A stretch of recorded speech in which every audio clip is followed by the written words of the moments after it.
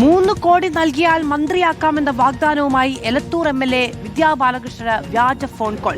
പ്രിയങ്ക ഗാന്ധിയുടെ ദില്ലിയിലെ ഓഫീസിൽ നിന്നെന്ന് പറഞ്ഞാണ് ഫോൺ കോൾ വന്നത്. MLAയുടെ പരാതിയിൽ കോഴിക്കോട് സൈബർ പോലീസ് കേസെടുത്തു. സംസ്ഥാന മന്ത്രിസഭാ പുനഃസംഘടന ഉടൻ വരുമെന്നും 3 കോടി നൽകിയാൽ മന്ത്രിയാക്കാമെന്നുമായിരുന്നു എലത്തൂർ MLA വിദ്യാ ബാലകൃഷ്ണന് വ്യാജ ഫോൺ കോളിലൂടെ വന്ന വാഗ്ദാനം. ജൂലൈ 6-നാണ് വാട്സപ്പ് കോൾ വന്നത്.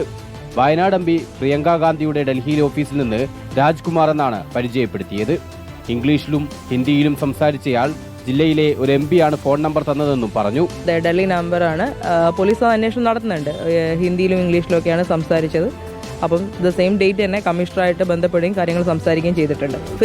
ഫേക്ക് ആണെന്ന് മനസ്സിലായതുകൊണ്ടാണ് ആ സ്പോട്ടിൽ തന്നെ ഇത് കമ്മീഷണറായിട്ട് ഞാൻ സംസാരിച്ചു. അതുമായി ബന്ധപ്പെട്ട ചില പാർട്ടി ലീഡർഷിപ്പായിട്ട് ചില ആളുകളോട് സംസാരിച്ച് അവരുടെ നിർദ്ദേശപ്രകാരമാണ് ഇത് പരാതി കൊടുത്തിട്ടുള്ളത്. നിലവിൽ MLA വിദ്യാ ബാലകൃഷ്ണൻ നൽകിയ പരാതിയിൽ കോഴിക്കോട് സൈബർ പോലീസ് കേസെടുത്ത് അന്വേഷണം ആരംഭിച്ചു. മറ്റ് MLA മാർക്കും സമാന ഫോൺ കോൾ വന്നിട്ടുണ്ടോ എന്നും പരിശോധിക്കും. റിപ്പോർട്ടർ, കോഴിക്കോട്.